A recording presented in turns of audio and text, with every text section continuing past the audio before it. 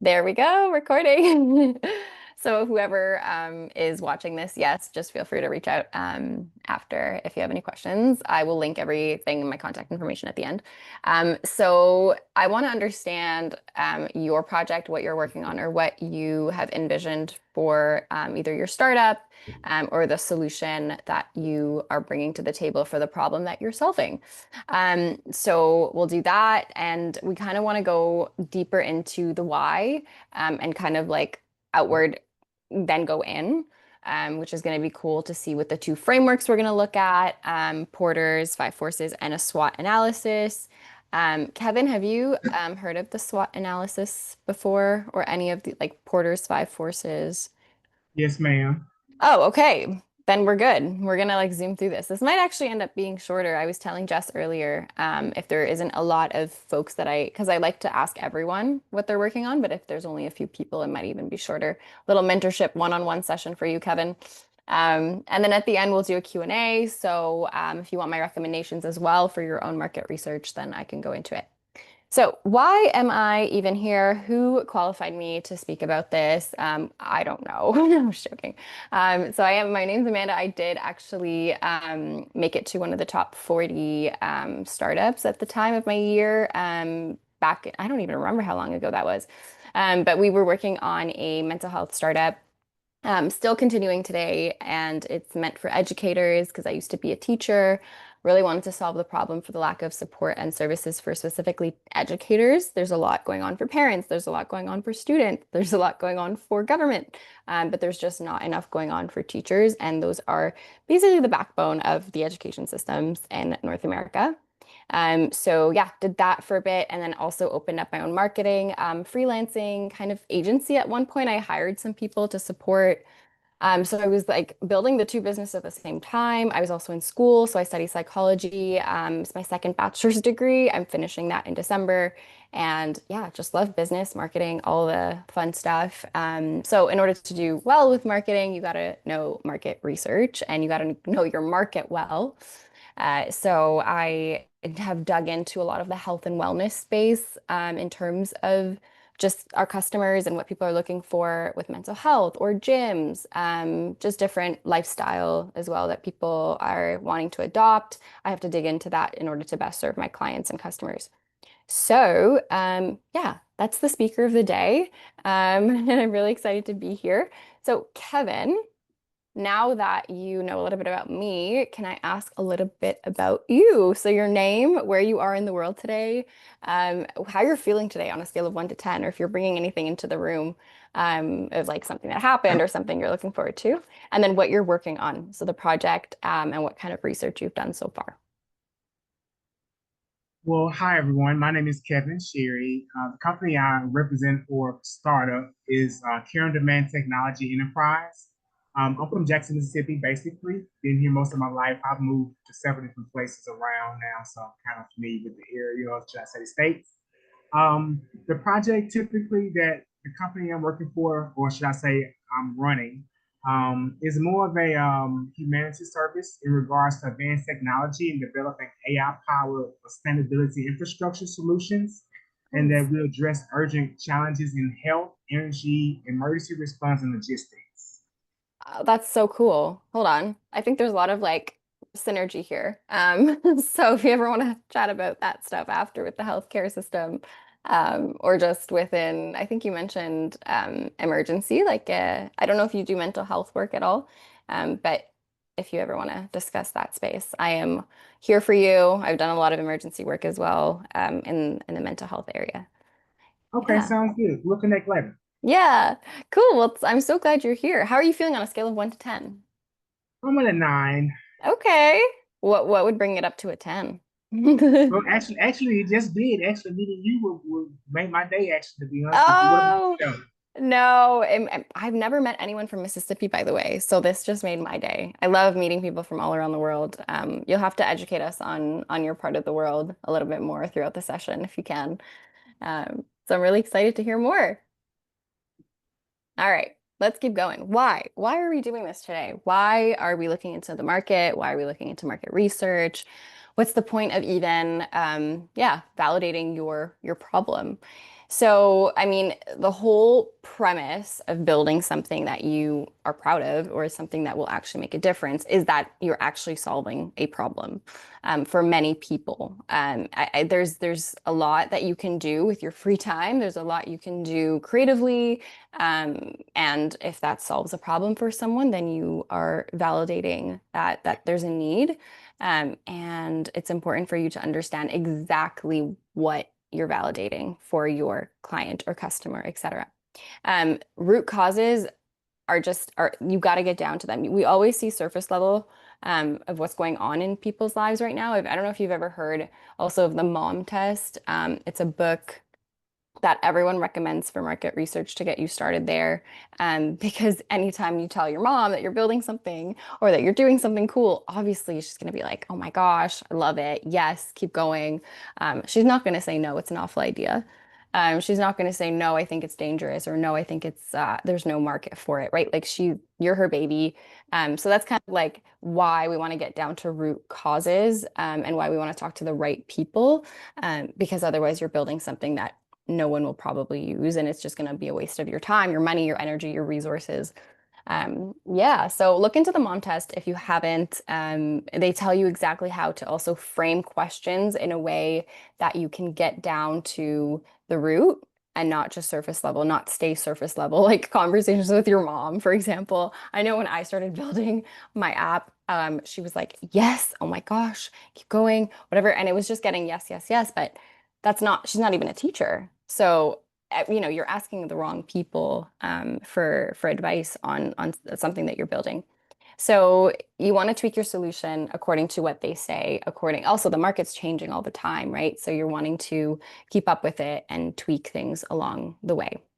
So, with that being said, you want to understand exactly what is going on in your field, in your industry, who your competition is. Are there buyers? Or is it more of like everyone's just like they want your resource for free? Like, or are people really willing to invest money into it?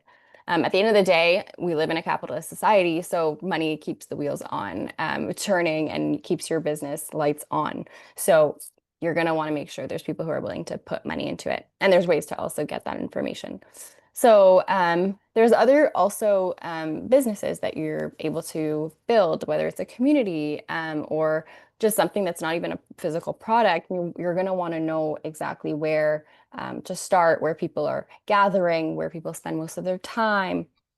Things like that it's going to best help you kind of tailor your solution. So essentially, at the end of the day, your market research builds trust. You're building trust with your potential clients, even because the people that you're interviewing, the people that you're talking to, eventually you'll want them to be your customers. So you're starting already getting inquisitive and you're getting curious and making them feel like you really care, which you do. So where do you start? Start by talking to your customers or the people that you want to be your customers. So otherwise, you sound like this. Nobody's really paying attention and you're just saying, well, I have a solution. I have a solution. I have something that works, but everyone's like, well, we don't really need it. And we're just going to go over there where they're selling the thing that we need. Um, and somebody in sales once told me, like, because I used to think sales was sleazy for a long time when I was young. I was like, oh, like, why are you trying to sell me something? But people are going to buy. Like, we're not we're going to buy things. We need things. And so why is it not okay that it's your product that people buy? So I don't know if that helps anyone else out there, but sometimes we kind of second guess ourselves or we feel like, oh, like what, like, I don't want to feel like I'm selling something that people won't care about. But it's like people want products, people need services, people need things for our own survival. So why can't it be yours? Okay. So, what exactly is market research? Well, it's going to let you basically make all the decisions you need to make for your solution, your product, what you need to do, what you don't need to do, what you need to spend money on, what you don't need to spend your money on. It's data driven, which is what we love. It's like legit, either qualitative or quantitative. You're at least getting some kind of data that's going to inform you on your next steps. Without it, again, you look like Bart. You're like, you're making all this noise, but nothing's actually moving. It's relationships. Like I said before, you're building trust, and it's ongoing. Okay, so how are we going to put market research into practice? I know, Kevin, you said you're familiar already with SWOT, but if other people watching this are not, I'm just going to go through it really quickly. In the meantime, Kevin, if you can give me, or just brainstorm while I explain this concept, just brainstorm how you can apply it to your own business, and maybe like I'll ask you at the end of like the 2 minutes to share like just one of the compartments that we're gonna go through, if you're okay with that. Totally okay if not. I'll just give you guys some examples, but I'd rather hear from Kevin. Okay, so SWOT analysis essentially is how you are going to position yourself in the market. And you got to know what is available, what's not. You got to know what opportunities you have and what threats you have in the market in order for your product to be a viable solution. So you've got strengths, everyone's got weaknesses. Sorry to break it to you. Everyone's got opportunities and everyone has threats, especially when you're building something new. So I'm going to go through it as an example here before we get to share Kevin's, just to give you a better idea of what we're looking at. So if you see strengths, for example, of this local boutique that's coming up in your city, they have minimal local competition, right? They're probably more unique than the neighboring just franchise or sorry, not franchise. I'm thinking of food. I'm so hungry. They're probably more unique than your local like I don't know what kind of stores are. I don't go shopping at like in person anymore. Someone can give me an example of another store that's not a boutique, like Nike or something, right? So they're more unique. There's trust from customers and neighborhoods. Usually you're able to meet people because you're like a smaller boutique. You're talking to everyone that walks through the door. You've got affordable prices. Your weaknesses, maybe you don't have too much social media presence the way Nike does. You know, you don't have a brand that's really memorable yet. You don't have online ordering. That's why I couldn't even think of a store because I do all of my shopping online now. So that might be a weakness for a local boutique because I'm not going to go online to find their stuff. And maybe you're not really keeping up with the more fast fashion, unfortunately, like where they're, throwing you out new fashion, new styles. So that's a weakness for you because it's kind of dated. Opportunities, you can do your marketing on social media. You can be unique. You can have an online store still, and your location could actually be really great for where you are. You're going to maybe pull in more people there than like another neighborhood who have maybe people who don't shop in person. Your threats, bad online reviews, online competitors, obviously, and you could also maybe people walk in, they don't like what they see, and they will never come again.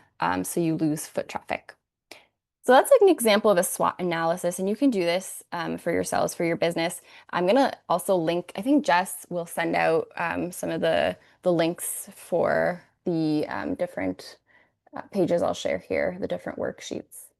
Um, Kevin, if you had an opportunity to share maybe an example of your own business so that you can either think about it for yourself or share with somebody else, that might be helpful. What type of information would you like me to share? Whichever one. If you're comfortable sharing all of it, like if you've done this before and you can kind of put a name to every single compartment or like a box there, you can. If not, maybe you just share one or two, like a strength and weakness from your business and how you're actually combating maybe the weakness and maintaining the strength. So actually, a strength is we're the way I structure the company is more of a multi-industry company versus most companies are focused on one specific area or industry. And Hmm. so it's a strength because it allows me to be more flexible and adaptable to the industry and build a ecosystem in regards to a network versus having the weakness of just focusing on one area and having to build up, which makes it a little more difficult, unfortunately, in regards to maybe a threat or a weakness. But at the same time, it provides more avenues to be able to leverage the income as well as the exposure in regards to the customers and the particular brand, which is a more of a strength because it allows me to be more visible in regards to Yeah. being seen more than the average company or brand. I love that. Sounds like your strengths are like versatility. You're able to also maybe change faster than competitors, based on the market, is what I'm hearing. Yeah. Do you want to speak about maybe like any opportunities you're seeing or any threats or anything? That might be cool.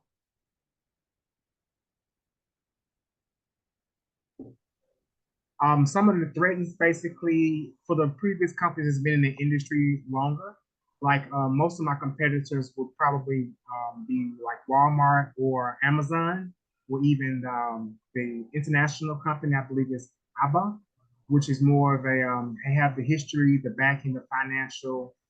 But unfortunately, a lot of the companies now, they're trying to find a way to get in front of the customers in a more new, innovative way, which in their regards, I'm more of a threat because I'm more of an innovative company in regards to thinking outside the box as well as exploring other options, where most companies now these days are kind of stuck in their lane or path.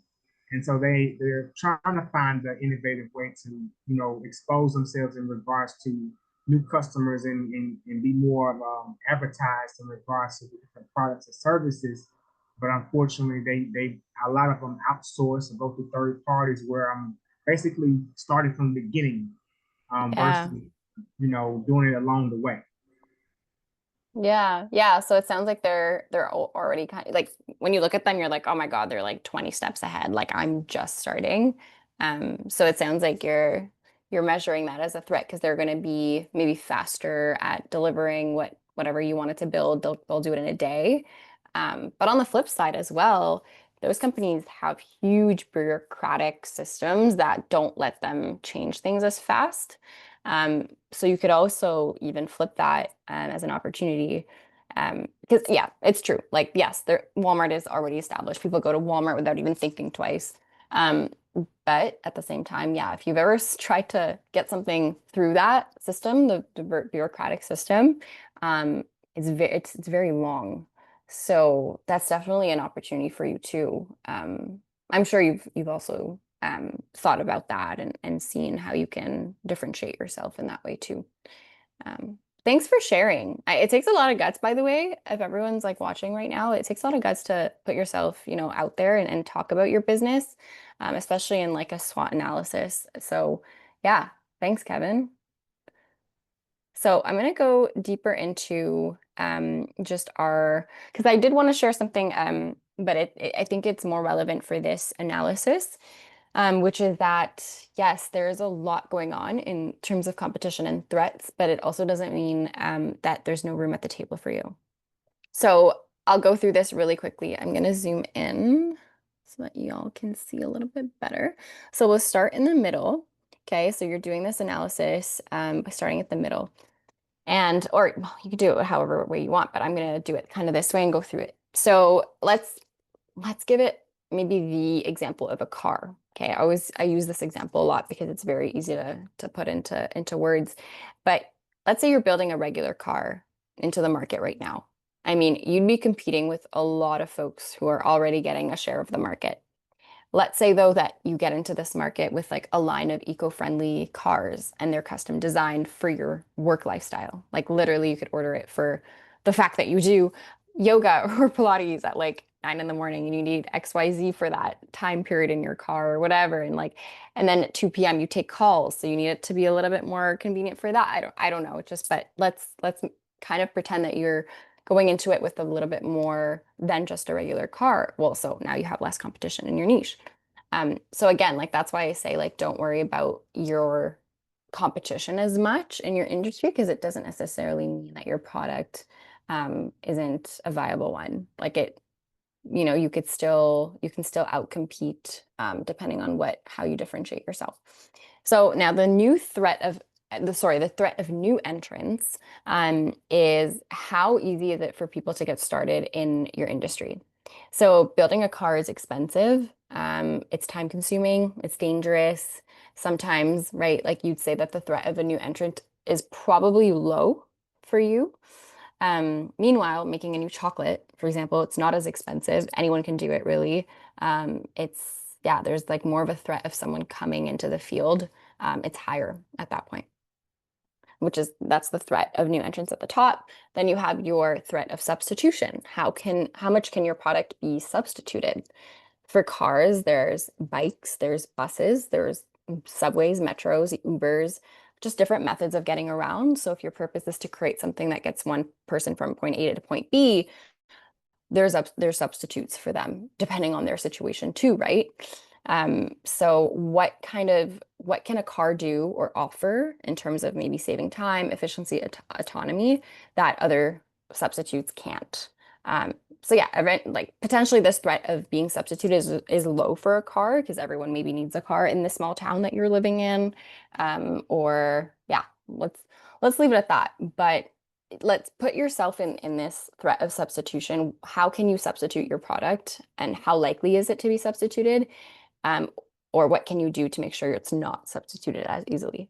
So later though, right, we might find out that there are new products out like super high speed bikes, or maybe Ubers become highly affordable. So those can be more of a substitution threat to your product eventually. So you can even think in the future, try your best to think in the future to make sure that what you're working on is worth your time at the end of the day. And now you have like also buyer power and supplier power. So those are on the right and the left. Your buyer power, are you as the seller in the driver's seat, no pun intended, because you sell luxury cars and you know that there's barely an alternative to what you offer, then buyer power is low, right? But if buyer power is high, because there's maybe a trend on TikTok right now, making people want the newest Tesla or something, even if there are alternatives, then that's the one being bought. So buyer power is high. Supplier power, on the other hand, this is a great example of, dare I say, the C word during COVID. We saw that supplier demand was wild. I mean, everyone was just unable to get materials that they needed to build the products that they wanted to sell, like cars, for example. The parts were really hard to get your hands on, or like wood, steel. Yeah, so the suppliers weren't able to travel and deliver. So this would mean that you have high supplier power. And you don't want to end up in that situation most times. Like you want to make sure you have like lower supplier power when you're building something. So you don't want to rely on that. Like if you're making a cake, for example, you don't need the exact same eggs you need from one supplier, right? If there's a supply shortage, you can outsource that and you can have lower supplier power in that situation. Yeah, so at the end of the day, at the end of this research, you want to figure out if there's more lows than highs. That's obviously a good thing, right? But know that industries change sometimes also super fast, and there are more lows than highs. Yes, cool, great, but you also can turn it around if you still have more highs than lows, or just more competition, more threats than your opportunities. So again, you have an opportunity to make an enormous impact still in your market. Just consider what concrete actions you'll have to take to overcome these potential threats and the obstacles that you have, whether it's like a new business, and then it changes, and you're staying ahead of it, staying ahead of also industry trends, getting a high level look at the market, is just important for your long-term success. Let me stop here. If Kevin, you want to share maybe something that like a next step action that could turn one of your highs into a low in terms of competition or threat, whatever you also shared, maybe is there an action that you're going to take soon or in the future to outweigh that?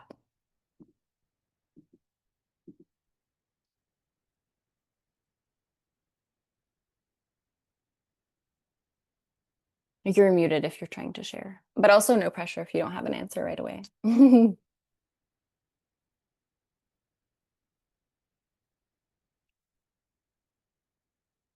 Still muted.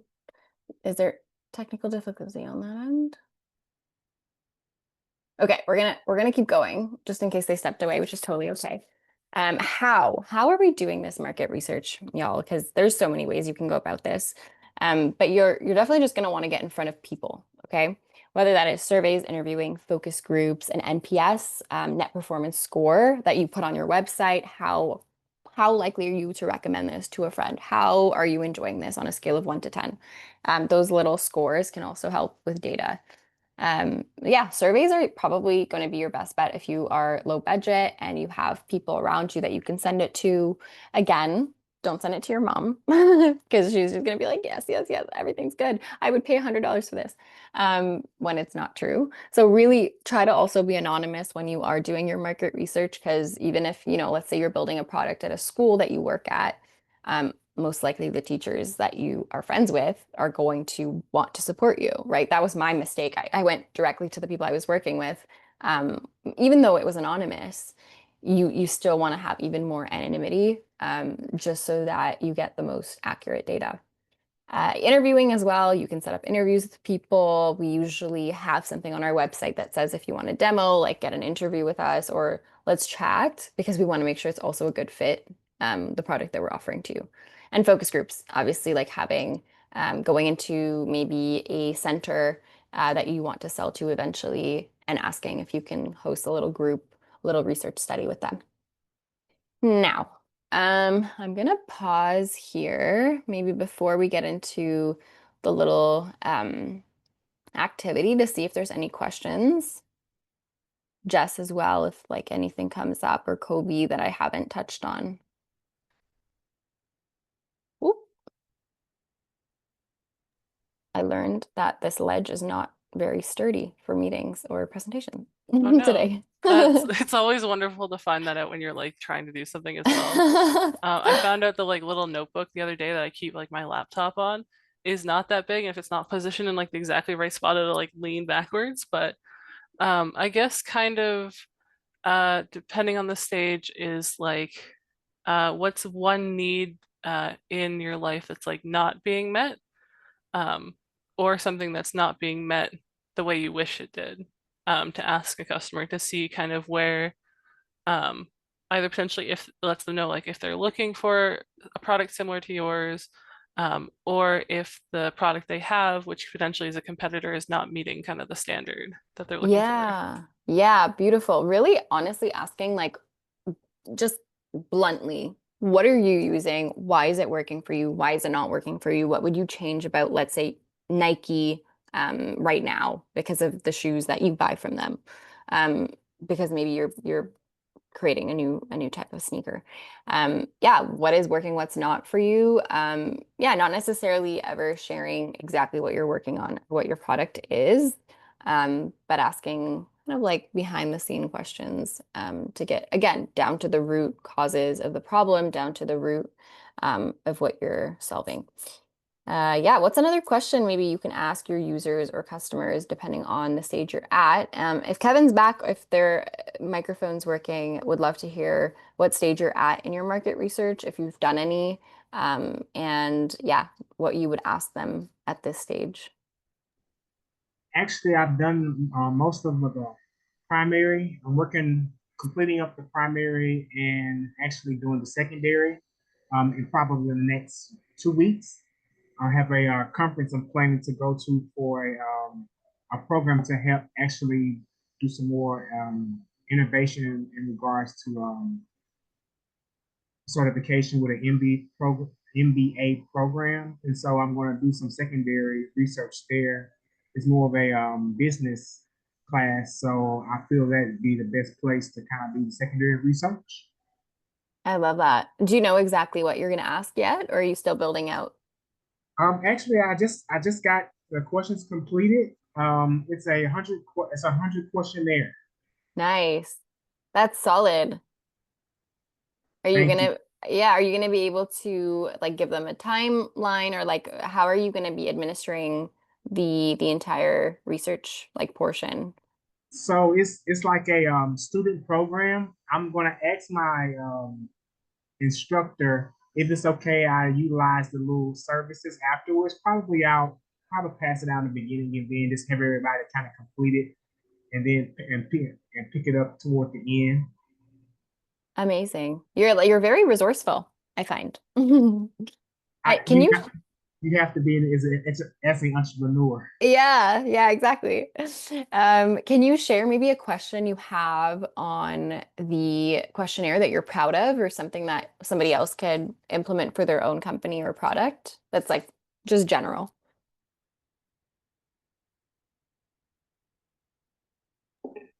I would say a recommendation in regards to something that can help someone else. Yeah, like just if there's a question on the questionnaire you feel would get you the most accurate data, or a question that feels really pertinent, that can be applied to any industry, that would give you information or data on them. Give me 1 second. Let me stick it out Yeah. quickly. Yeah, no, take your time. In the meantime, I'm going to open this. And whenever you're ready, you have like a question or two in mind. Feel free to either drop it in the chat or come back on off mute to share. Okay. Can y'all see my Google Doc, by the way, here? Yep, we can see it. Okay, perfect.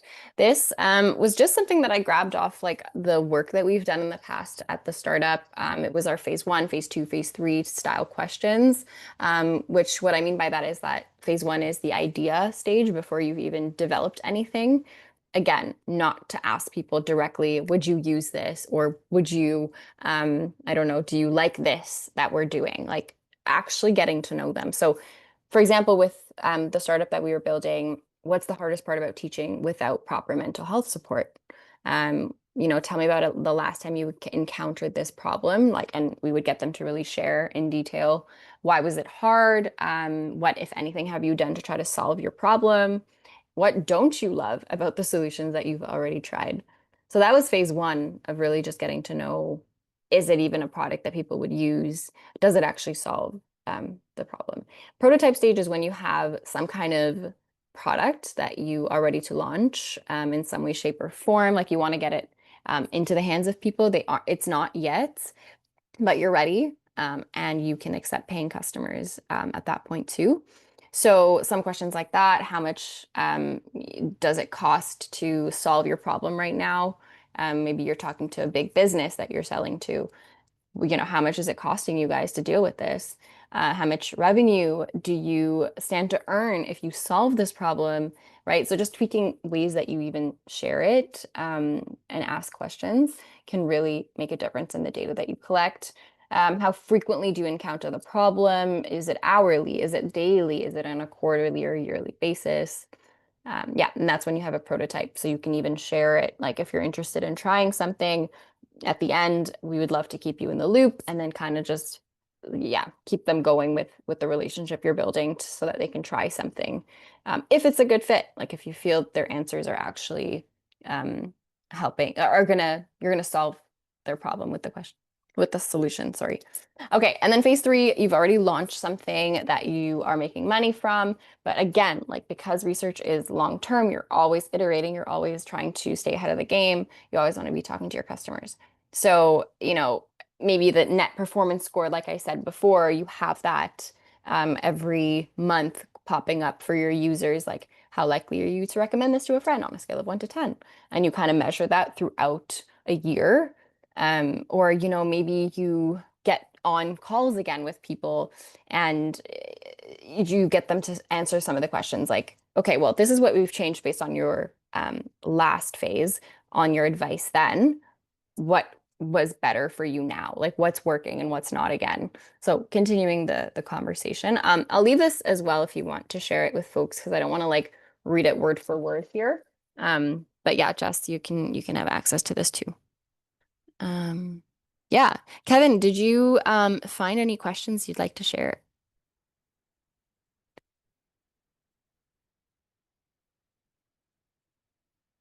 Yes, I'm typing it in now. Oh, you're awesome. Thank you. I'll share them when I see them pop up here. In the meantime, I want to leave you guys with this, because I think it can be really discouraging to get the answers from people that you weren't expecting, or getting the answers that you didn't want to hear, like, oh, I don't need this, or like, oh, I'm already solving this problem, I'm fine. So feeling kind of disheartened like that can be, yeah, can be a lot. We hear it a lot in every market research phase that we do, that people are fine or people don't need this. But you're wanting to work towards something that actually helps. So if it's not going to help, that's okay. You don't also want to sell to that person. But I do want to say that it's okay. Like, just keep going, keep iterating, keep changing towards the solution. Because if you really care about the problem, then you will not really care what the solution is, as long as you can build it, and as long as you can stay true to it and keep fighting for it. So Kevin shared a question. Let me go back to this. What does a successful pilot look like in your organization? Oh yeah, can you elaborate on that?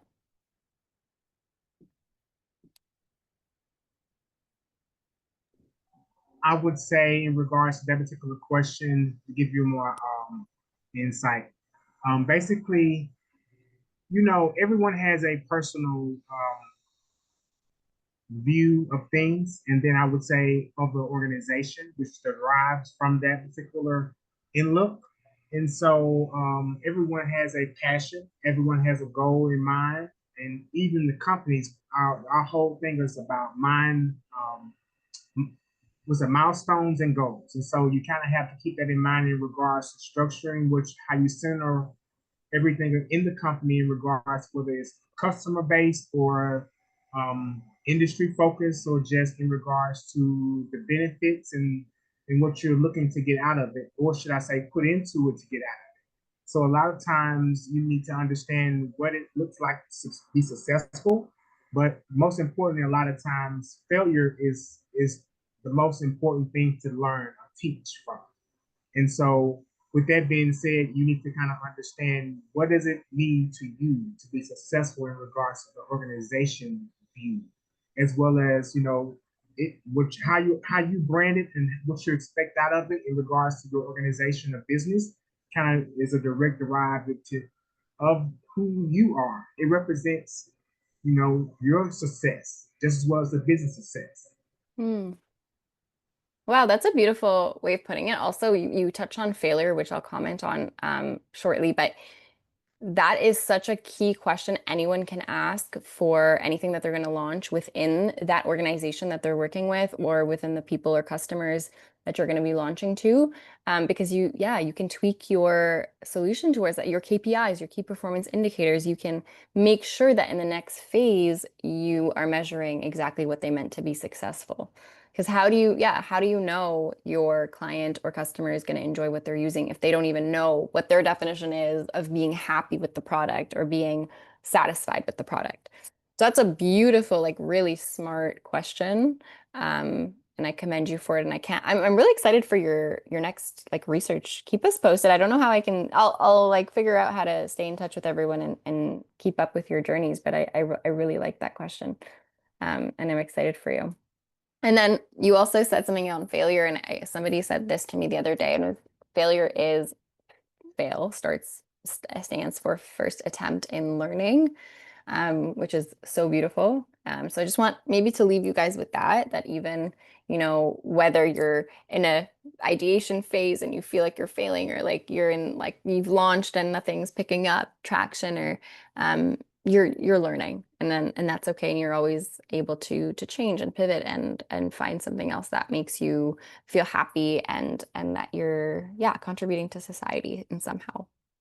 So any questions or comments? I know we're coming up on time.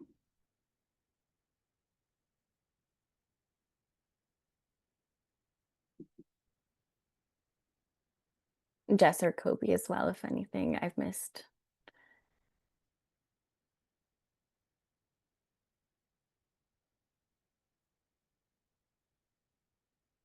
We're all good. Final call. Okay. Okay, so I did say in the beginning that I'm going to share my contact information if you do want to stay in touch. We just rebranded actually at our startup, so it may look different, the name, but we're in the process of changing a lot.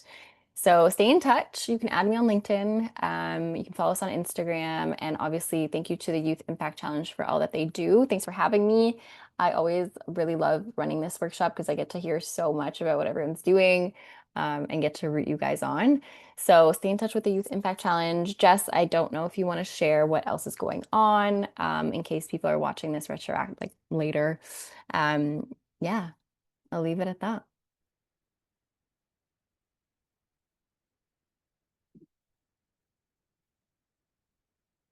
Thank you, Kevin. Thanks for being here.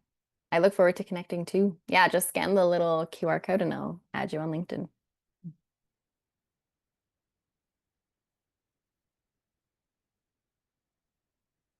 I'll leave it up there for you guys.